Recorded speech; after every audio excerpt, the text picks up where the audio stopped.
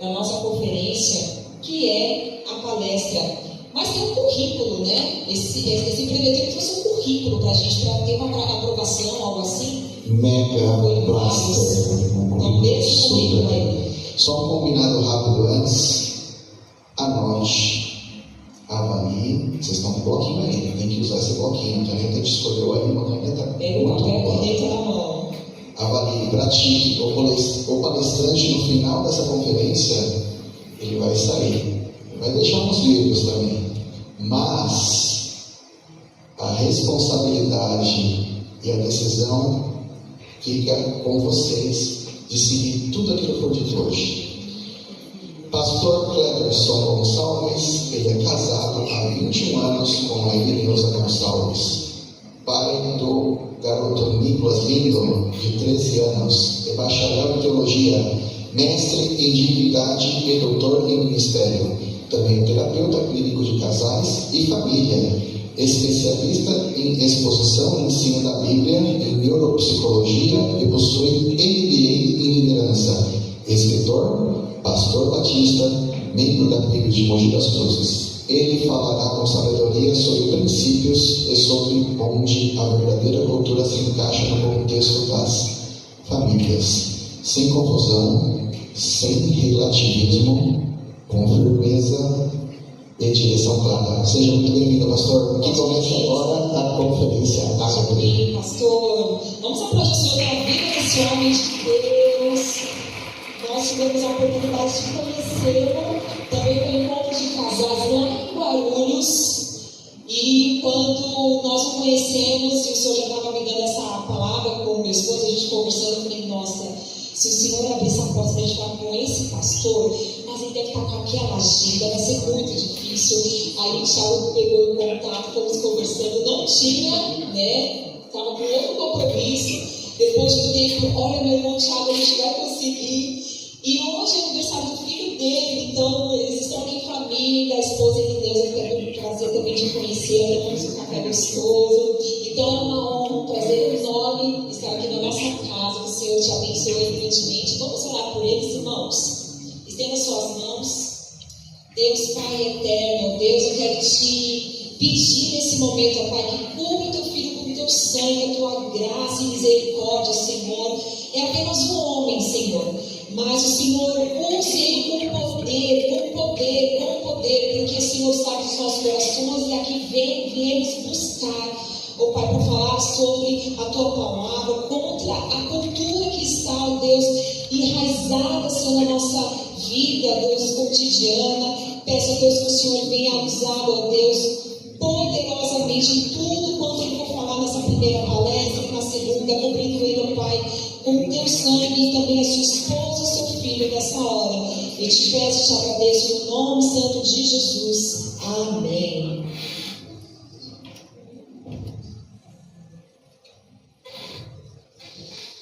Queridos irmãos, que a graça e a paz do Senhor seja com todos. Amém. Quero dizer da minha alegria e do privilégio de poder estar aqui, conhecendo mais uma parte da preciosa família de Deus. Quero também trazer um abraço de nossa Igreja Batista, lá de Mogi das Cruzes, e dizer também do meu privilégio de poder estar aqui num lugar tão bem representado, né? A pastora Marta estava falando da quantidade de pastores que cuidando do rebanho. Então, uma bênção, uma alegria, uma grande responsabilidade. Quero agradecer também aos pastores presidentes, obrigado, pela honra, privilégio, ao casal querido Tiago e Elisângela, né, por estar nos recebendo. Gente querido, há 4 dádivas que Deus nos deu e que todo cristão possui. Repita comigo: 4 dádivas que Deus nos concedeu como cristãos. Primeira dádiva, a mente cristã. Segunda dádiva, a palavra de Deus. Terceira dádiva, o Espírito Santo. E a 4ª dádiva, a comunidade cristã. Então vamos repetir só as dádivas que são presentes que Deus nos deu. Com mente cristã, olha só, mente cristã, Espírito Santo, palavra de Deus, Espírito Santo e comunidade cristã. Então vamos lá. Primeira dádiva, mente cristã. Está muito fraco. Primeira dádiva que Deus nos concede quando nascemos de novo, Deus nos dá uma nova mente. Portanto, a primeira dádiva que todo cristão recebeu da parte do Senhor foi uma mente cristã. Não é uma mente religiosa, não é uma mente secular, é uma mente cristã. A segunda dádiva que Deus nos dá é a sua palavra. É a bússola, é a luz que ilumina o nosso caminho. Terceira dádiva, o Espírito Santo, que é o próprio Deus morando dentro de nós. E a quarta dádiva é que não estamos sozinhos.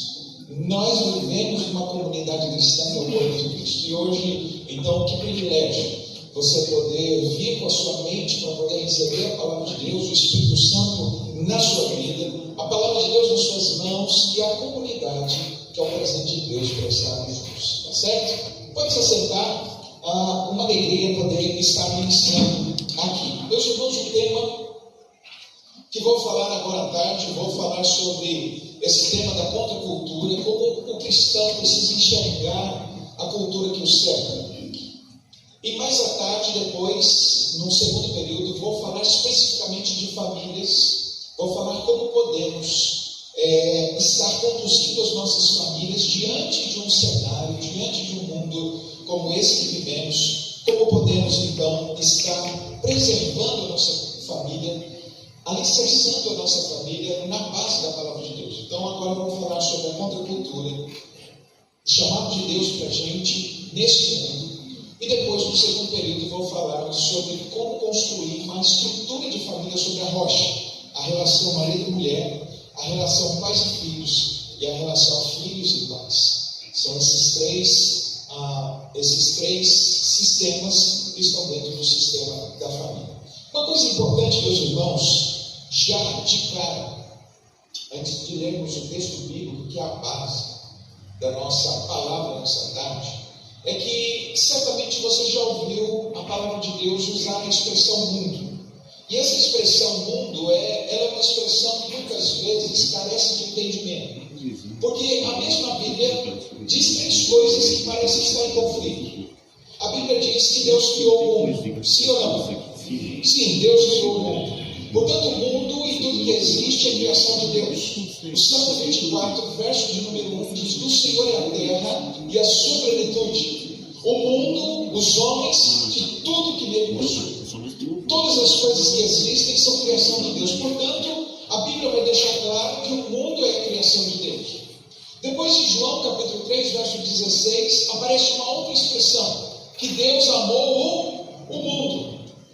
E que deu o seu Filho unigênito para que aquele que nele crê não pereça, mas tenha a vida eterna. Mas aí então, Deus criou o mundo, Deus amou o mundo. Mas aí vem Tiago, capítulo 4, verso 4, e diz uma coisa interessante. Diz que se alguém não ama o mundo, o amor do Pai não está nele. E diz mais, que todas as pessoas que querem se constituir amigo deste mundo, constituem-se inimigo de Deus. E aí nós ficamos então numa confusão danada. O mundo é a criação de Deus, Deus ama o mundo, mas ao mesmo tempo não podemos ser amigos do mundo e não podemos amar esse mundo. É óbvio, meus irmãos, que o grande problema não é a expressão mundo, o grande problema é que nós não tínhamos outras palavras para traduzir a palavra cosmos, que é a palavra que aparece nesses textos. Porém, do ponto de vista bíblico, o mundo tem pelo menos três significados diferentes na Bíblia. Primeiro significado, o mundo, natureza, o cosmos, a criação de Deus. Portanto, quando se fala de mundo, se fala da criação. Mas também tem o mundo pessoas. Quando o texto diz Deus amou o mundo, é óbvio, não é o sistema, não é a natureza. Deus amou as pessoas, Deus não morreu pelas plantas, Deus não morreu pelos animais, Deus morreu pelas pessoas. Portanto, Deus ama o mundo aí são as pessoas. E por fim, quando Tiago vai falar a respeito do mundo, ele não tem em mente a criação, não somos inimigos da criação. Ele também não tem em mente as pessoas, porque o próprio Paulo diz que nossa luta, nossa guerra, não é contra carne e sangue. Portanto, pensar que os nossos inimigos são pessoas é desconsiderar o fato de que pessoas são a razão do sacrifício de Deus. Deus ama pessoas. Então, do que é que Tiago está dizendo? E o que é que isso tem a ver com a nossa palavra hoje à tarde? É que existe um terceiro sentido da palavra mundo, que é o sistema anti-Deus. O sistema caído, o sistema de valores que virou as costas para Deus. A esse sistema, a essa inclinação humana ao pecado e aquilo que é do maligno, Deus diz que nós não podemos ser a favor desse sistema. Então o cristão é a favor da criação, o cristão é a favor das pessoas, mas o cristão é contra toda cultura, todo ensinamento, toda inclinação que se opõe a Deus e que se opõe aos propósitos que Deus estabeleceu. Isso posto que fica claro para nós. Que então o que vamos falar não é ser contra a cultura na sua totalidade, mas é contra a parte da cultura que virou as costas para Deus, que desonra os valores de Deus. Porque quando pensamos, meus irmãos, na cultura que estamos em volta, nós temos a tendência de achar que tudo é ruim. Tudo que existe é ruim. Então, a gente ainda canta um hino da harpa muito antigo, muito bonito, que diz: passarinhos, belas flores querem encantar. Mas são só dons materiais, dons terrenos, que querem desviar o meu foco das coisas celestiais. Então, em parte, meus irmãos, é o fato de que Deus nos chamou para cuidar deste mundo. E aí, a gente precisa ter uma ideia da dimensão da nossa missão. Porque em relação à criação de Deus, Deus nos colocou nesse mundo como mordomos. Então não concebe a ideia de um cristão, por exemplo, que estraga o meio ambiente, um cristão que não cuida das coisas do planeta, porque Deus nos colocou aqui como mordomos. Portanto, em relação ao mundo criação, nós somos mordomos. Em relação ao mundo pessoas, Deus nos chamou para amar as pessoas. Portanto, nossa guerra não é contra elas. Nossa missão não é se afastar das pessoas. Nossa missão não é manter distância daqueles a quem Deus ama. Porque se rejeitarmos aquilo que Deus ama, teremos problema com Deus. Portanto, o mundo pessoas é o alvo do nosso trabalho, do nosso testemunho. E lembre-se que antes de sermos resgatados pelo Senhor, nós estávamos exatamente como elas. E não fosse alguém usado por Deus para ser instrumento do Senhor para nos alcançar, estaremos perdidos. Portanto, em relação ao mundo criação, somos mordomos, precisamos cuidar. Em relação ao mundo pessoas, precisamos amar. Mas em relação ao mundo sistema anti-Deus, precisamos nos opor.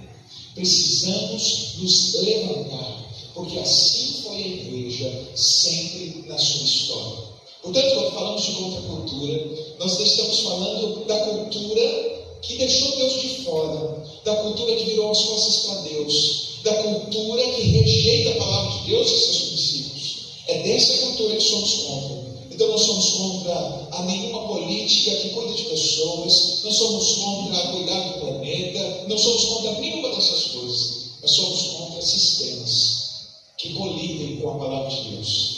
Em Atos dos Apóstolos, temos uma palavra da parte de Deus em Atos capítulo 5, a partir do verso 25, quando os apóstolos disseram diante do Sinédrio e diante das autoridades: antes importa obedecer a Deus do que aos homens. Nós precisamos então ter essa consciência clara de que importa antes obedecer a Deus do que aos homens. O texto que vamos ler, pode passar para o próximo slide. O texto é o texto de Romanos capítulo 12, verso 2. E esse texto é um texto interessante, porque é um texto que fala da carta de Paulo aos Romanos. E o texto de Romanos capítulo 12, verso 2, tem uma palavra bastante importante. E eu trouxe em duas versões para que você possa acompanhar o texto numa versão mais tradicional e o texto numa versão mais contemporânea. Na versão mais tradicional diz assim: ele veio, não se amoldem ao padrão deste mundo, mas transformem-se pela renovação da sua mente, para que sejam capazes de experimentar e comprovar a boa, perfeita e agradável vontade de Deus. O mesmo texto, na versão de Eugênio Peterson da Bíblia, a mensagem diz assim: não se ajustem demais à cultura, a ponto de não poderem pensar mais. Em vez disso, concentre a atenção em Deus. Vocês serão mudados de dentro para fora, descubram o que Ele quer de vocês e tratem de atendê-lo. Diferentemente da cultura dominante, que sempre os arrasta para baixo, ao nível da imaturidade, Deus extrai o melhor de vocês e desenvolve em vocês uma verdadeira maturidade. As cartas de Paulo, elas têm um perfil muito específico. Paulo trabalha de doutrina sempre nas primeiras partes. E na segunda parte, Paulo fala de atitudes práticas. Então, toda a escritura e todas as cartas de Paulo têm essa estrutura. Ele começa falando de doutrina, ele começa falando de ensino, e a segunda parte é a parte prática. Até o capítulo 11 de Romanos, Paulo fala de doutrina. Paulo fala sobre a doutrina do pecado, fala sobre a doutrina da salvação, fala sobre a questão dos aspectos da salvação, fala sobre outras doutrinas importantes em eclesiologia, etc. Mas no capítulo 12 para frente, Paulo fala sobre como podemos e como devemos viver nesse mundo. E no verso 1 ele diz: rogo-vos, pois, pelas compaixões de Deus, que vocês apresentem os seus corpos como sacrifícios vivos, santo e agradável a Deus, que é o vosso culto racional. Paulo então diz um elemento importante, que diante de Deus o nosso culto não pode ser apenas emocional. A gente não pode apenas cultuar a Deus com as nossas emoções. E é bem verdade, meus irmãos, que estamos vivendo num tempo onde tudo que as pessoas querem e tudo que as pessoas vão atrás nos cultos, nas pregações, nos eventos, nas conferências, são momentos de emoção. Momentos em que o seu coração se alegra, momentos em que a sua emoção ela é atingida, porém, emocionados, ninguém muda. As emoções não têm o poder de trazer mudanças. É por isso que os eventos acabam e todo aquele movimento, todo aquele barulho, todas aquelas coisas não se sustentam na vida prática. Porque as mudanças, elas não acontecem no nível da emoção, as mudanças acontecem no nível da mente. Por isso que Paulo vai dizer que se você quer se adaptar, se você quer conhecer a vontade de Deus e viver a vontade de Deus, não basta que as suas emoções sejam tocadas, a sua mente precisa mudar. A maneira como você pensa, a maneira como você constrói seus valores, a maneira como você enxerga as coisas precisa mudar. E olha que interessante, meus irmãos, sem a compreensão do que aconteceu na queda, a gente não consegue entender o que aconteceu com as nossas mentes. E eu preciso que você entenda isso antes de entrar nos demais assuntos que envolvem a cultura. Quando Deus criou o homem, escute, Deus criou o homem com 3 partes muito bem definidas. A mente, controlando as emoções e a vontade. A mente como sendo aquela que é a juíza, a regente das emoções e da vontade. O que o pecado fez foi bagunçar essa estrutura. Agora as emoções estão no controle, a vontade é serva das emoções e a mente ela não entra para questionar as emoções. A mente entra para justificar aquilo que as emoções te levam a decidir e a fazer. De maneira que as pessoas não pensam sobre o que não fazer, mas tentam achar justificativas para viver do jeito que vivem. Logo, a mente que deveria controlar as emoções e regir a vontade, agora a mente é escrava das emoções e da vontade. O ser humano criado para pensar, para refletir causas e consequências, agora vive como se o amanhã não houvesse. Vive como se seus atos, suas decisões e suas atitudes não tivessem consequências. Portanto, quando Paulo fala a respeito de Romanos capítulo 12, verso 2, ele está dizendo que Deus volta a estruturar o ser humano como Deus o fez. Agora, a nossa mente, transformada pelo Evangelho, renovada pela ação do Espírito Santo de Deus em nós, passa agora a controlar nossas emoções e a nossa vontade. Não seguimos mais o coração, porque o coração é enganoso e corrupto. Agora seguimos a mente transformada pelo Senhor. Porém, uma das coisas importantes é que se nós não quisermos, ou se nós temos uma atitude de se opor à cultura. Precisamos então conhecer o nosso tempo. Paulo vai dizer em Efésios capítulo 5 que uma das coisas mais importantes da nossa vida é conhecer o tempo em que vivemos. E ele vai dizer, a partir do verso 16, isso digo, conhecendo o tempo, que já é hora de despertarmos do sono. Isso digo, conhecendo o tempo. Nós precisamos conhecer o tempo em que vivemos. Se nós não soubermos em que se apoia a cultura que está à nossa volta, como podemos ser contra aquilo que desconhecemos? Como podemos nos opor àquilo pelo qual sequer sabemos? E mais, nós não estamos vivendo na espiritosfera, nós vivemos mergulhados nessa cultura. Portanto, precisamos entender o que essa cultura é ante Deus, nos afasta de Deus. E fazendo um estudo a respeito da cultura e da maneira como a cultura rege todas as coisas, eu percebo que a maneira como a cultura se desenvolve e os princípios da cultura têm afetado até mesmo as nossas igrejas. Nossa maneira, as pregações, os ensinos, a prática da vida. Por isso precisamos tomar cuidado, porque não se enganem vocês, Paulo vai deixar uma coisa muito clara a respeito do nosso adversário.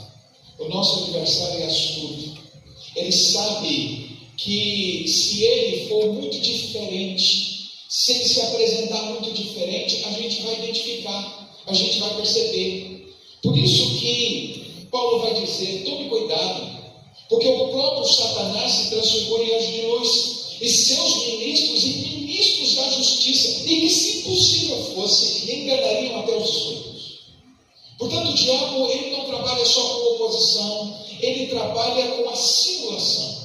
Ele engana, ele se apresenta com o rosto de anjo, com uma palavra agradável aos ouvidos, com algo agradável aos olhos, mas esconde por trás disso um grande perigo.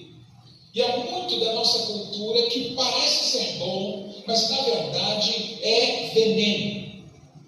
Você sabe que nenhuma nota falsa de cédula de dinheiro falsa passaria se ela não fosse muito parecida com a verdadeira. Imagine vocês, uma nota de 100 reais tem que cor? Tem gente que diz assim, 100 reais, faz tempo que eu não pego na mão, eu não sei, nem lembro mais que cor, é um azul, né? 100 reais, a nota é azul, agora você imagine de 200 Imagine uma nota de 100 reais que é azul, de repente chega uma nota de 100 reais na sua mão vermelha.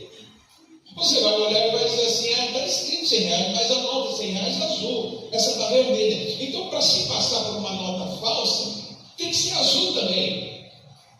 A impressão tem que ser parecida, o papel tem que ter uma textura parecida, só que há uma diferença entre essas duas notas. A verdadeira vale 100 reais e a falsa vale quanto? Mas elas são parecidas? Elas podem passar despercebidos sem que tenham olhares atentos. Pessoas que não estão acostumadas a trabalhar com dinheiro, pode pegar nota falsa no lugar da verdadeira, pode ou não pode? Pode.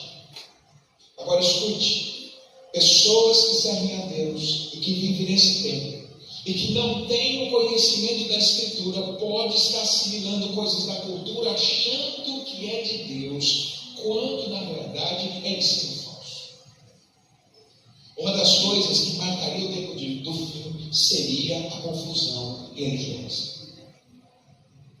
Uma das coisas que os autores bíblicos deixam claro é que no tempo do fim se levantariam falsos profetas, ensinando doutrinas de demônios. E eu fico pensando, ensinando doutrinas de demônios, mas é óbvio que a gente vai perceber. Só que se essas doutrinas de demônios vierem disfarçadas de evangelho de prosperidade, vierem disfarçados de outras linhas, usando a palavra de Deus fora dos seus contextos, muitos serem enganados.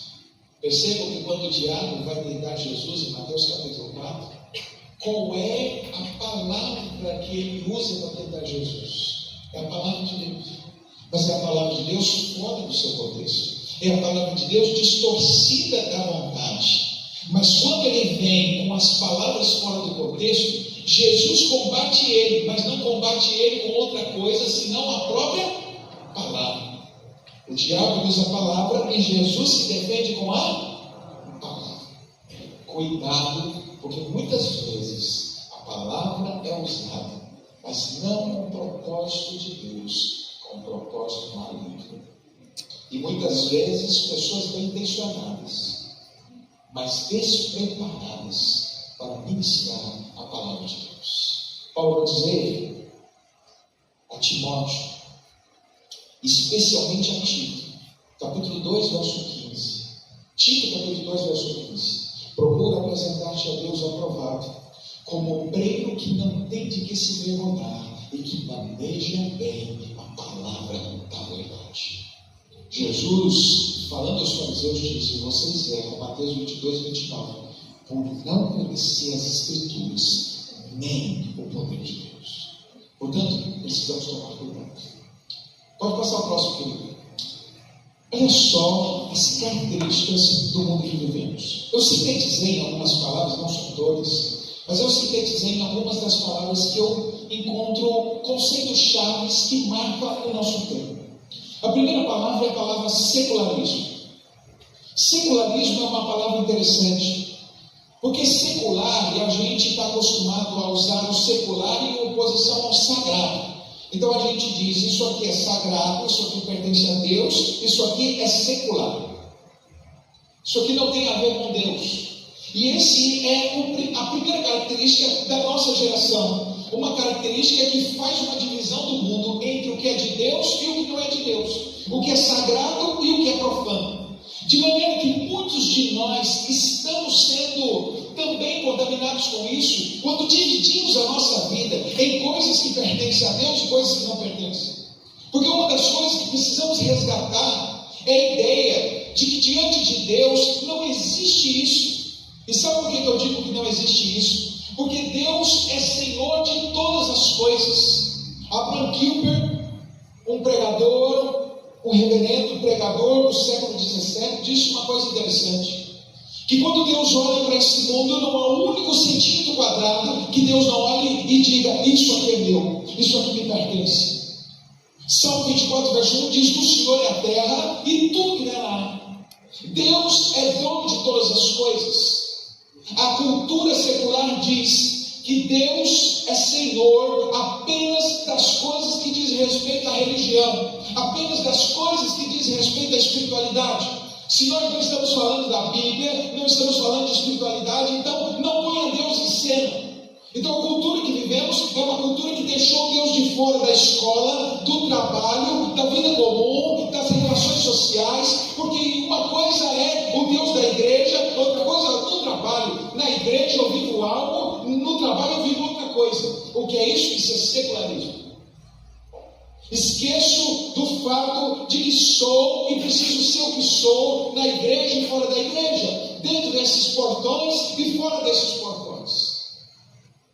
A cultura que vivemos é uma cultura que confina Deus apenas à dimensão religiosa. Deus não tem nada a ver com a vida prática, Deus não tem a ver com trabalho, Deus não tem a ver com negócios, Deus não tem a ver com família, Deus não tem a ver com nada disso. Deus tem a ver apenas com as coisas religiosas. Muitas pessoas estão influenciadas por essa cultura, são seculares, vivem com essa dimensão, como se para Deus houvesse uma diferença entre coisas da igreja e coisas da minha vida. Como se eu pudesse dizer para Deus: Deus, na igreja eu sigo sua palavra, mas em casa, na família, eu sigo a cultura, eu sigo as tradições, eu sigo o que está à minha volta.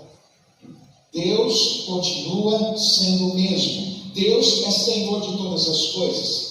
E uma das coisas que mais estraga o nosso conceito é a nossa teologia equivocada a respeito de Deus. Desde o princípio, os homens construíram uma teologia sobre Deus equivocada. Veja, os israelitas tinham uma ideia teológica de Deus equivocada. Sabe por quê? Porque na cabeça dos israelitas, Deus era Senhor apenas da nação de Israel. Deus não tinha nada a ver com as outras famílias, Deus não tinha nada a ver com as outras nações, Deus era Senhor apenas de Israel. Mas uma das coisas que os profetas, e principalmente Deus, deixa claro, é que Deus é Senhor de toda a terra. Quando Deus chama Abraão, Deus não diz assim: Abraão, você vai ser uma bênção para a nação de Israel. Diz: em ti serão benditas todas as famílias da terra. Quando Deus começa a trabalhar no universo, quando vai, por exemplo, destronar o reino da Babilônia, Deus usa os medos e persas, depois Deus usa os sírios, e a Bíblia diz que Deus chama ao general sírio, que tomou conta e que destronou a Babilônia, de meu servo. Ciro é meu servo. E aí a pessoa diz: mas ele não era crente? Estava a serviço do Senhor. Porque uma das coisas que precisamos resgatar é a ideia de que Deus não é soberano só sobre Israel, Deus não é soberano só sobre a igreja, Deus é soberano sobre tudo e todos. E essa cultura do secularismo tira de nós a grandeza do Deus que está sentado no trono, não só no universo das coisas cristãs, mas no universo em geral, de maneira que os céus, a terra e tudo que existe debaixo da terra são poderes que estão debaixo da autoridade de Deus. Isso é a primeira coisa que precisamos entender, porque a mente secular dá a ideia de que Deus domina só sobre a igreja, Deus domina só sobre o povo pactual, Deus domina só sobre isso. Deus é Senhor de todas as coisas. Quando Jesus estava subindo aos céus, ele fez uma declaração que toda a igreja deveria ter muito claro e vívido na mente: é me dado todo o poder nos céus, mas também na terra, mas não só na terra, também debaixo da terra. o Senhor domina sobre os céus, o Senhor domina sobre a terra, o Senhor domina sobre debaixo da terra, nem no inferno o diabo manda. Aleluia. Portanto, a cultura secular vai dizer: Deus é desse tamanhozinho, está só preso na religião. Mas a cultura bíblica vai dizer: Deus é soberano sobre todos os homens, sobre tudo que existe, sobre o que era, sobre o que é e o que há de vir. Ele é o Senhor. Portanto, nós servimos o Senhor de toda a terra. A segunda coisa que esse mundo vai fazer é a ideia do pluralismo. O que é a ideia do pluralismo? Hoje em dia, as pessoas dizem que você é um fundamentalista. Se você disser assim: só existe um caminho para ser salvo, ele vai dizer assim: não. A sua religião diz que só existe um caminho. Mas o que existe é que o budismo tem um caminho, o islamismo tem um caminho, o cristianismo tem um caminho. A ideia do pluralismo é a ideia de que existem várias verdades, de que existem vários caminhos, de que existem vários deuses. Aí vem o Evangelho e diz: só há um único Deus. Aí vem Jesus e diz: eu sou o caminho, a verdade e a vida.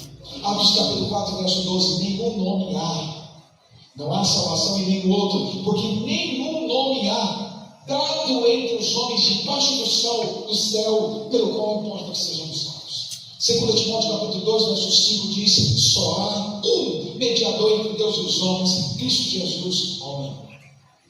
Portanto, a cultura diz que existem vários caminhos, existem vários deuses, existem várias formas de servir a Deus, existem várias formas de se achegar a Deus, mas aí vem o Evangelho e diz: não é verdade. Só existe um caminho, todos os outros são descaminhos. Só existe um caminho que leva ao Pai, é Jesus. Os outros caminhos não são dele. Glória a Deus. Portanto, no secularismo, a gente afirma: o Senhor é Rei absoluto sobre tudo e todos. No pluralismo a gente diz: não, o Evangelho é singular, Jesus é singular. Você pode falar sobre Alexandre o Grande, você pode falar sobre vários generais grandes, mas quando você fala de Jesus, você não diz Jesus grande, você diz Jesus único, Jesus singular, porque como ele, igual a ele não existe. Muitos homens grandes já existiram, mas como ele, igual a ele, e o que ele fez e o que ele é, ninguém se compara. Aleluia. Numa cultura que fala sobre verdades plurais, deuses no plural, fala sobre caminhos, nós somos o povo que defende um único Deus, um único caminho e um único meio de ser salvo. Todas as outras são vãs. Terceira característica, o relativismo ético. Pastor, o que é o relativismo ético? Relativismo ético é que aquilo que é verdade não é determinado por uma norma que serve para todos. Cada um tem o direito de dizer o que é certo e o que é errado. E aí você percebe que o relativismo ético parece um conceito muito moderno, muito atual, só que o relativismo ético, ela começou no Éden.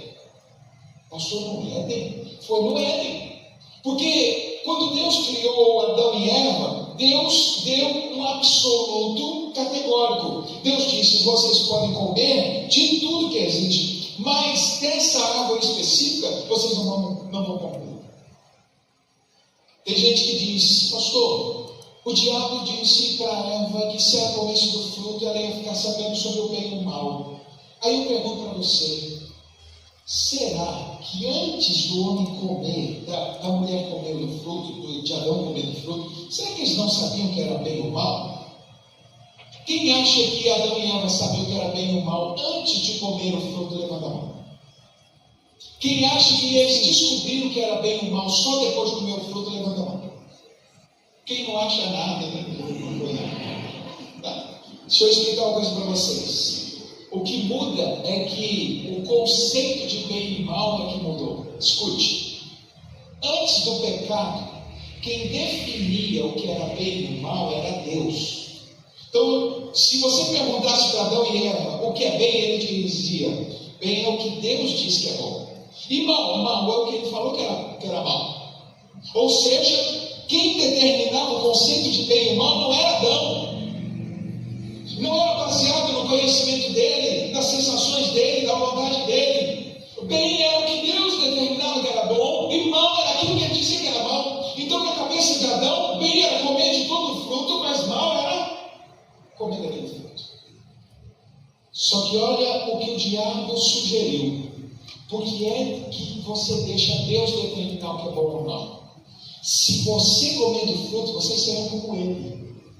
Quem vai definir agora o que é bom ou mal não é mais Deus. É você vai comer o que você quiser, não que alguém disse que você tem que comer. Aí nasceu o relativismo ético. A partir de agora, não é mais Deus que determina, não é mais Deus que define o que é a família, é a sociedade. Não é mais Deus que define o que é um casamento, é a sociedade. Não é mais Deus que define o que é certo ou errado no relacionamento. Se há 2, se há 3, se há 4, se há 5, não é mais. Não tem mais uma voz, não tem mais uma norma que define isso, que é isso, que é relativismo ético. O ser humano está perdido em busca da sua própria vontade, e quando você diz para alguém: você está errado, ele diz: essa é a sua opinião, esse é o seu jeito de ver, porque eu penso diferente, eu vejo diferente. Esse desejo de se colocar como o Senhor do bem e do mal trouxe todas as desgraças desse mundo em que vivemos. Quando nós nos convertemos, nós entregamos a vida a Jesus, nós abrimos mão do direito de ser donos do nosso próprio nariz. Agora nós temos um Salvador que também é o Senhor. Aleluia. E deixa eu te dizer, não existe a possibilidade dele ser seu Salvador se ele não se tornou seu Senhor. Porque entregar a vida a Jesus significa que minha vida não mais pertence a mim, a vida pertence a Ele. Olha o que Paulo diz em Gálatas capítulo 2, verso 20: já estou crucificado com Cristo, e vivo não mais eu, mas Cristo vive em mim. A vida que agora vivo na carne, vivo na fé do Filho de Deus, o qual me amou e se entregou a si mesmo por mim. Não vivo mais para mim, vivo para o Senhor. Não sou dono mais de absolutamente nada, sou dono de tudo que Deus coloca nas minhas mãos. Não tenho um carro, é do Senhor, sou dono. Não tenho dinheiro no banco, é do Senhor, apenas é de Cristo. Não tenho família, é do Senhor, eu apenas cuido da minha esposa e do meu filho, qual o Senhor colocou nas minhas mãos. E escute, vou prestar contas. A cultura diz: seja você quem define o que é certo e errado. O Evangelho diz: O certo é o que Deus diz que é certo. O errado é o que Ele diz que é errado. Portanto, no mundo de relativismo ético, a gente reafirma a verdade de Deus. No mundo de secularismo, a gente afirma: Ele é o Senhor de tudo e todos. No mundo do pluralismo, a gente afirma: Ele é o único Deus e só tem um único caminho que conduz a Ele. No mundo do relativismo ético, nós dizemos: existe uma verdade que não é definida pelo homem, é definida pelo seu Criador. Quarto aspecto, o materialismo. O materialismo. O que é o materialismo? Materialismo não é acreditar nas coisas que se veem. Não é só a questão de entender que o mundo é composto por coisas materiais, porque isso a gente também acredita. Mas o materialismo é colocar como fim último, como objetivo último da vida, as coisas materiais. É fazer do dinheiro, é fazer das posses, é fazer das coisas deste mundo o alvo das nossas conquistas. De maneira que fazemos apenas pelas coisas que se veem, lutamos apenas pelas coisas que se veem. E olha o que a Bíblia vai dizer: que quem vive apenas pelas coisas que se veem, aliás, Paulo vai dizer em 1 Coríntios capítulo 15, que se nós atentarmos para Deus e se nós buscarmos Cristo apenas em busca das coisas deste mundo, dentre todos os homens, somos os mais miseráveis. Paulo vai dizer também em Colossenses: não atentando nós pelas coisas que se veem. Aliás, 2 Coríntios, capítulo 4. As coisas que se veem são passageiras, mas as que não se veem são eternas. O mundo do materialismo é o mundo que faz com que o Deus se torne as coisas materiais. Todas as pessoas são movidas por dinheiro, por conquistas, por bens. Agora eu fico pensando: será que o materialismo não tem entrado em nossas igrejas? Será que a pregação materialista? Será que a maioria das pessoas não estão em campanhas em busca de ter mais dinheiro, mais posses, mais riquezas? E aí eu digo para você: pastor, algum problema em ser rico? Não. Algum problema em ter dinheiro? Sim ou não? Aliás, se você não quer, eu passo o Pix, não tem nenhum problema, eu não tenho nenhum problema com isso. Sabe por quê? Porque o dinheiro nunca foi e nunca será uma coisa ruim. Pastor, mas como assim? A Bíblia diz que o dinheiro é a raiz de todos os males. Meu irmão, você não leu direito. O texto não diz que o dinheiro é a raiz de todos os males. Diz que o amor ao dinheiro. O dinheiro é um ótimo servo, mas ele é um péssimo senhor. Enquanto o dinheiro estiver no seu bolso, ele é uma bênção. Quando ele estiver aqui, ele é um problema. Portanto, o materialismo, Deus não tem problema nenhum de você ter coisas. Os reis de Israel, os homens de Deus, Deus abençoou Abraão, Jacó, José, com muitos bens. Isso nunca foi um problema. O problema não é quando eu tenho coisas, é quando as coisas me têm. O problema não é quando eu tenho dinheiro, o problema é quando o dinheiro me tem. É quando o dinheiro é a razão pela qual eu faço as coisas. Hoje nós vivemos num tempo que, se não pagar, não tem. Você vai convidar alguém, você vai trazer, você precisa de uma palavra, a pessoa está com a agenda livre, mas ele diz: eu cobro tanto. E aí você diz assim: pastor, o senhor é contra a pessoa cobrar? Escute só uma coisa. Escute.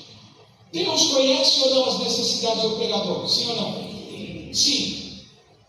Quem supre as necessidades sou eu ou é o Senhor? É o Senhor. A Bíblia diz no Salmo 104: todos esperam que de ti venha o sustento em tempo oportuno. Se abres as suas mãos, nós recolhemos. O Senhor é quem nos dá. Quem define o que eu preciso, o Senhor sabe o que eu preciso. Eu não preciso dizer a ninguém: vou cobrar tanto. Porque se eu precisar de qualquer valor, o Senhor vai abençoar. Esse recurso vai aparecer. Mas quando eu faço isso, sabe o que eu faço? Eu faço separação. Essa igreja não tem condições de me levar. Essa igreja não tem condições de eu ir. Escute só uma coisa: fazer a obra de Deus por dinheiro é vender o seu chamado. Dinheiro nunca vai faltar na vida de quem foi chamado por Deus. Aleluia.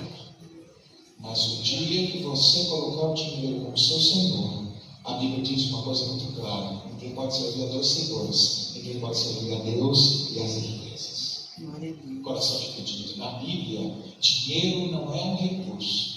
Dinheiro pode se transformar numa divindade rival. Mamon. Nós vivemos no tempo do materialismo. As pessoas em busca das coisas que aqui vão ficar, em busca dos tesouros na terra, como deveria Mateus capítulo 6, a partir do verso 19. Não ajunteis tesouros na terra, onde a traça e a ferrugem consome, e onde os ladrões minam e roubam, mas ajuntai tesouros no céu, onde nem a traça nem a ferrugem consome, e onde os ladrões não minam e roubam. Vai chegar um dia em que o Senhor vai nos chamar, e os celeiros que preparamos para vencer. O materialismo tem entrado em nossas igrejas e tem feito com que as coisas eternas, as coisas invisíveis, sejam substituídas pelas coisas visíveis, de maneira que se mede o sucesso do pregador pelo carro que ele anda, pelo terno que ele usa, pelo relógio que ele usa, e não pela unção que ele carrega. Cuidado com isso.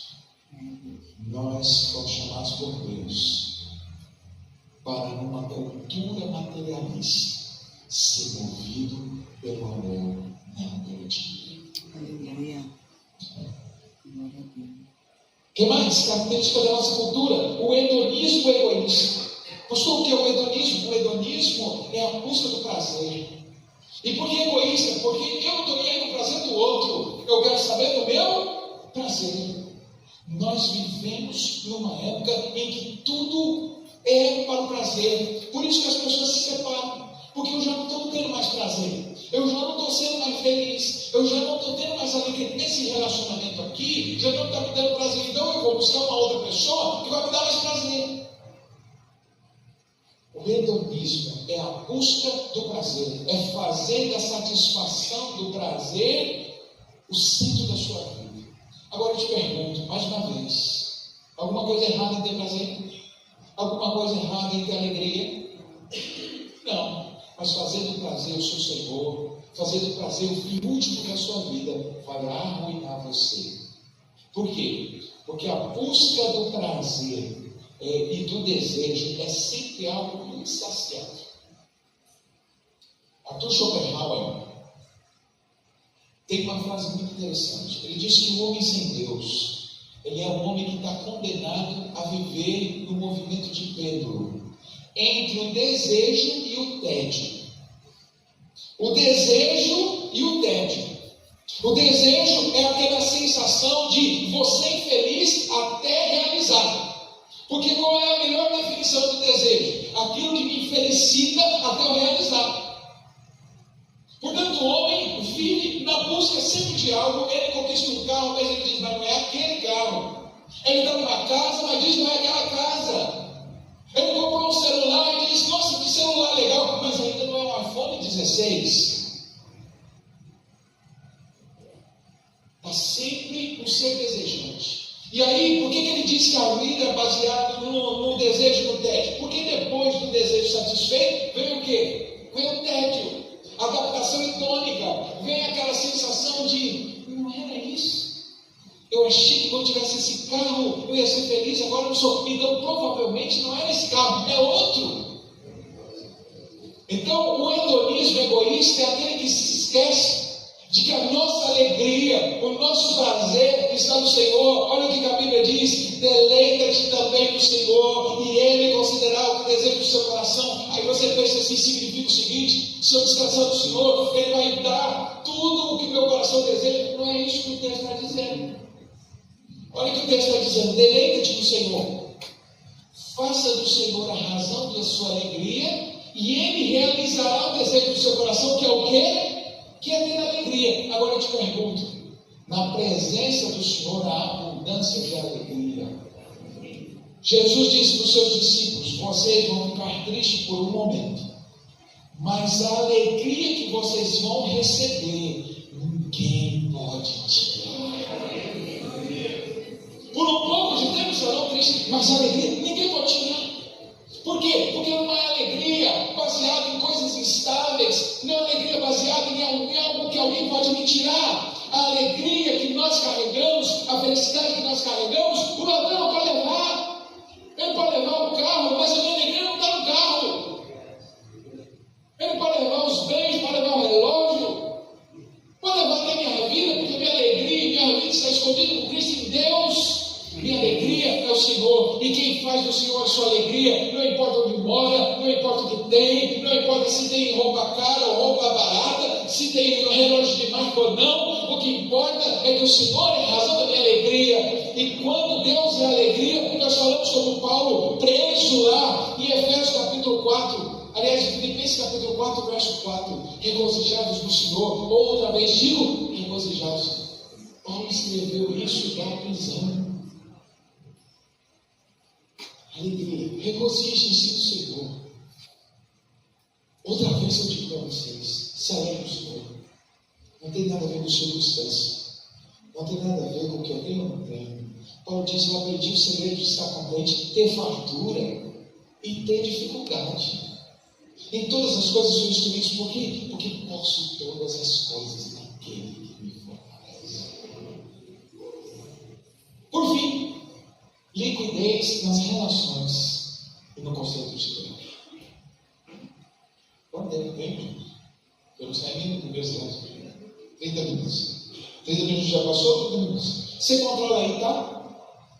Quando faltar 10, você me faz um sinal, tá bom, Elis? Joia. Tem 20 minutos. Perfeito. Então veja, o conceito de liquidez nas relações e no tempo. O sociólogo polonês Zygmunt Bauman escreveu um livro chamado Modernidade Líquida. Depois ele escreveu Tempos Líquidos e também Amores Líquidos.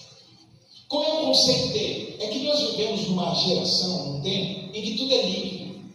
Nada tem solidez. Tudo se desmorona, tudo se desfaz, tudo é marcado pela superficialidade, tudo é marcado pela mudança, e nesse mundo tudo é líquido, as relações são líquidas, ou seja, as relações não têm firmeza, não têm solidez, as relações são relações frágeis, instáveis, elas duram, que é aquela frase, elas são eternas enquanto duram. Houve um tempo em que se discutia sobre a crise dos 7 anos. É isso? As pessoas diziam: você que está casado, cuidado com a crise dos 7 anos. Hoje em dia, com 7 meses, as pessoas já estão querendo separar. Nem mais, ninguém espera 7 anos. 7 meses, para vocês terem uma ideia, eu fiz um aconselhamento e uma sessão de terapia com um casal com 15 dias de casal. 15 dias.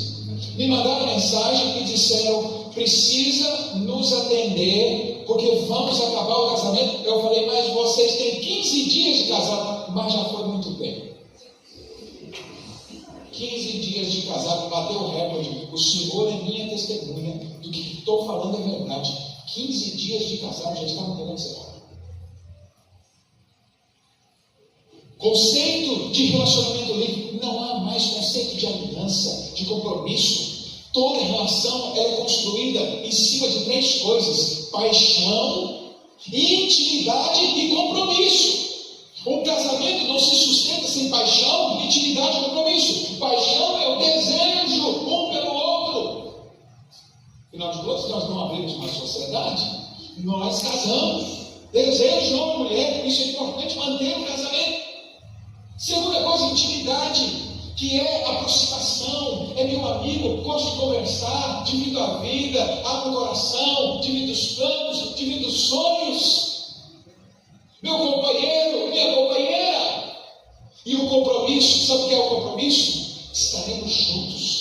No dia que fizemos os votos de casamento, nós não estávamos falando sobre as coisas daquele momento, não estávamos ressaltando o amor daquele momento, estávamos declarando sobre o compromisso que se sustentaria ao longo do tempo. Porque olha as promessas que a gente fez. Nós estávamos apaixonados, novos, cheios de vida, cheios de sonhos, cheios de perspectivas. Mas o que é que a gente declara no altar? Estarei com você na saúde, na doença. Estarei com você na juventude e na velhice. Estarei com você quando as coisas estiverem boas, mas não abandonarei você quando as coisas estiverem difíceis. Portanto, escute, nosso compromisso não tinha a ver com aquele momento. Nossa promessa não tinha a ver com o presente. Nós estávamos fazendo uma promessa em relação ao futuro. Agora eu te pergunto, essa promessa em relação ao futuro, a gente sabia o que ia acontecer? Não. A gente sabia se o outro ia mudar ou não? A gente sabia como o outro ia ficar mais velho, sem cabelo, careca, com barriga, sem barriga? A gente sabia disso? Não sabia. Mas a gente sabia de uma coisa, que independente da aparência, independente da circunstância, o nosso compromisso ia permanecer. No mundo das relações líquidas, Deus nos chama para manter a aliança e o peso da palavra. Agora veja, há um outro conceito que eu acho bem perigoso, que é o conceito da liquidez do tempo. Sabe o que é a liquidez do tempo? Na filosofia, na história, o tempo é linear. O que é o tempo linear? Ele é uma constante. O que eu faço agora são uma colheita de coisas que eu fiz lá atrás, e são sementes para o que eu vou viver lá na frente. Porque o conceito de tempo é linear. O mundo líquido trouxe o conceito de tempo pontilhar. Qual que é a diferença? O que eu estou fazendo agora não tem nada a ver com o que foi e não tem nenhuma relação com o que vai ser. O que importa é viver o momento. O momento. Se eu quiser deitar com alguém, não tem nenhum problema. Amanhã a gente não vai dar continuidade, porque o que importa é viver o momento. Aí vem a palavra de Deus em Eclesiastes capítulo 11, verso de número 9. Jovem, ande pela vista dos seus olhos, satisfaça o desejo do seu coração e dê a você tudo o que você deseja. Mas saiba, porém, uma coisa, que por todas estas coisas te trará o Senhor a juízo. Vem lá, Gálatas capítulo 6, verso 7. Não erreis, de Deus ninguém zomba. O que o homem semear é aquilo que ele vai colher. No mundo da cultura do pontilhar, Deus diz que nós estamos colhendo o que plantamos e vamos continuar colhendo no futuro o que estamos semeando agora. Há uma responsabilidade. Mas essa cultura do tempo tem tomado as nossas igrejas, no mundo que as pessoas entram no casamento sem compromisso e saem sem medir consequências. Agora para pensar que um dia estaremos diante do Senhor e vamos prestar conta. Hebreus capítulo 4, verso 13. Todas as coisas estão nuas e claramente expostas diante dos olhos daquele com quem havemos de tratar. Olha o que diz lá, Eclesiastes capítulo 12. Deus trará juízo todas as coisas que fizeram, tanto boas quanto más. 2 Coríntios 5, verso 10 e 14 e 12, de maneira que cada um de nós prestará contas a Deus. No tempo em que a cultura prega o secularismo, a gente diz, ele não é Senhor só da igreja, não. Ele não é soberano só sobre o seu povo, ele é soberano sobre tudo e todos. No tempo em que o mundo prega o pluralismo, a gente diz não. Há um só Senhor, uma só fé, um só batismo, um só Deus e Pai de todos, o qual é sobre todos, por todos e em todos. E há um único caminho que conduz à vida. Nós reafirmamos a singularidade do Evangelho. Num mundo de relativismo dogmático, a gente diz, não sou eu que determino o que é certo ou errado, é a palavra de Deus e o Deus da palavra. No mundo que prega o materialismo, a gente diz, não atendendo nós nas coisas que se veem, porque as que se veem são passageiras, mas as que não se veem são eternas. No tempo do hedonismo, que é a busca do prazer, nós dizemos que não ama, não conhece a Deus, porque Deus é amor. Esse mundo hedonista, que pensa só em si, falando sobre o amor, que é buscar o interesse do outro. No mundo da liquidez dos relacionamentos, nós dizemos que o que assumimos com a esposa, o que assumimos com a nossa família, foi uma aliança. E alianças são representações da relação entre Cristo e a igreja. Portanto, o divórcio me desqualifica da possibilidade de eu representar de uma maneira integral, diante desse mundo, a aliança de Deus e a sua igreja. Isso não significa que o divórcio, eu me divorciei, vou para o inferno, não estou dizendo isso. Eu estou dizendo que o ideal de Deus construiu o casamento para ser uma figura da sua relação com a igreja. Deus não se divorcia da sua igreja. Portanto, é isso. Tem um peso nisso. Não estou dizendo que você não pode de jeito nenhum separar. Existem outras, isso não é nem o assunto de hoje. Eu não quero que você leve por esse lado, mas eu quero que você leve pelo lado de que nós precisamos lutar, porque nós carregamos uma mensagem no nosso casamento. Não tem a ver só com eu e a minha esposa, tem a ver com outra coisa, tem a ver com uma pregação, com uma representação, com um ato profético de uma palavra que eu anuncio nesse mundo, que não tem a ver comigo, tem a ver com ele e com a sua igreja. Portanto, características desse mundo. Agora, olha só, pode passar para o próximo. As distorções da cultura.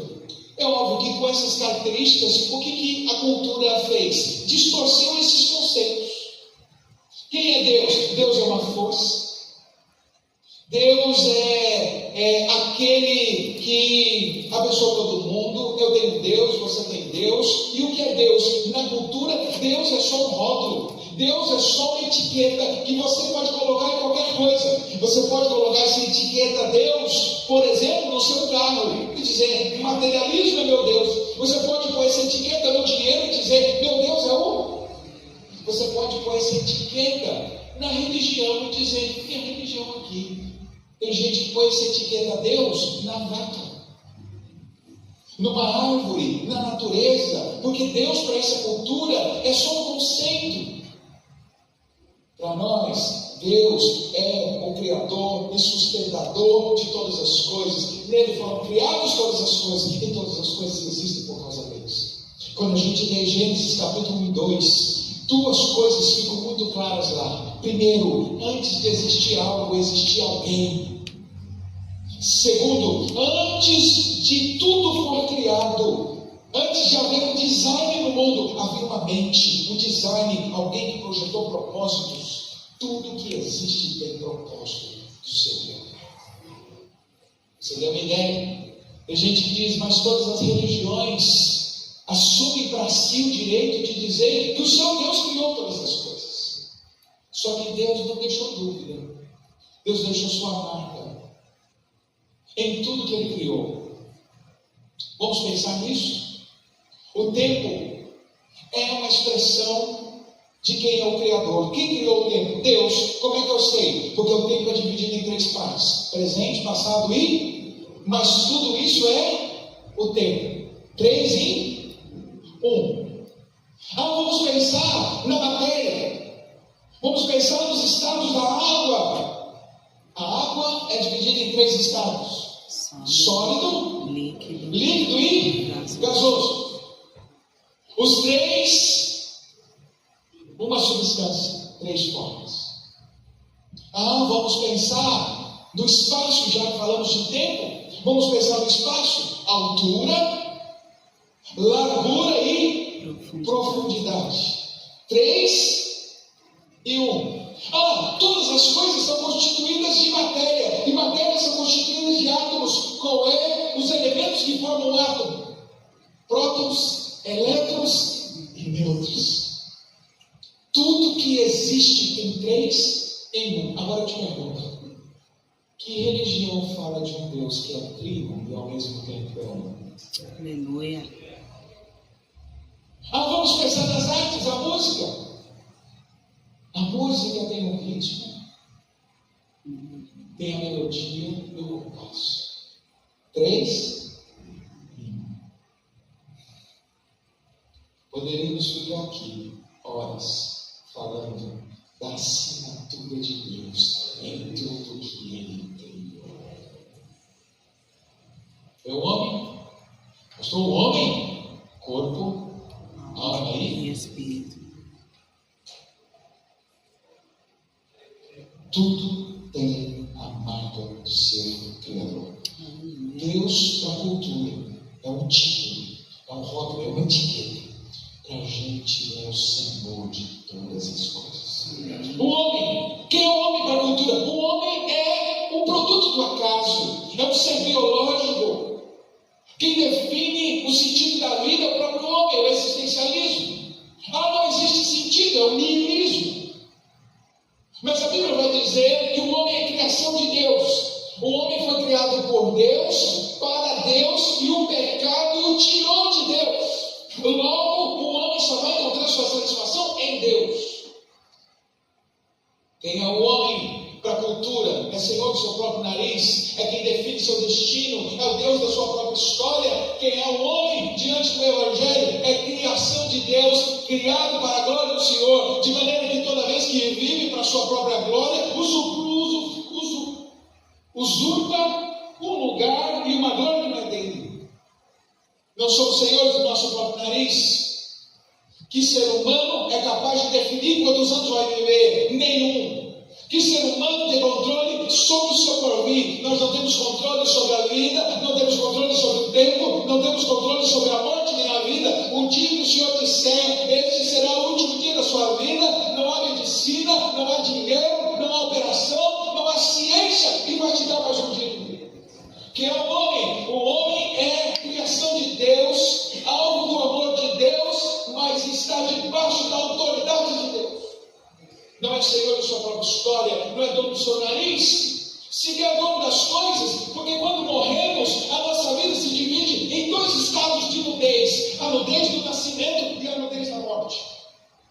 Viemos a esse mundo sem trazer nada e vamos sair do mundo sem levar o que é que somos. Somos pó e estamos indo para o pó. A melhor definição do homem é essa: que somos o pó e vamos voltar para o pó. Mas a cultura diz que o homem é o Senhor. É o dono do seu próprio destino. É Deus. Distorções da cultura. O trabalho. Deus criou o trabalho para ser parte da sua identidade, para ser parte do seu propósito. Os gregos chamavam o trabalho de poesis, que significa uma expressão de quem você é no mundo. Portanto, o trabalho tem a ver com definição o que o Senhor te chamou para fazer, quais são as habilidades que Deus te deu.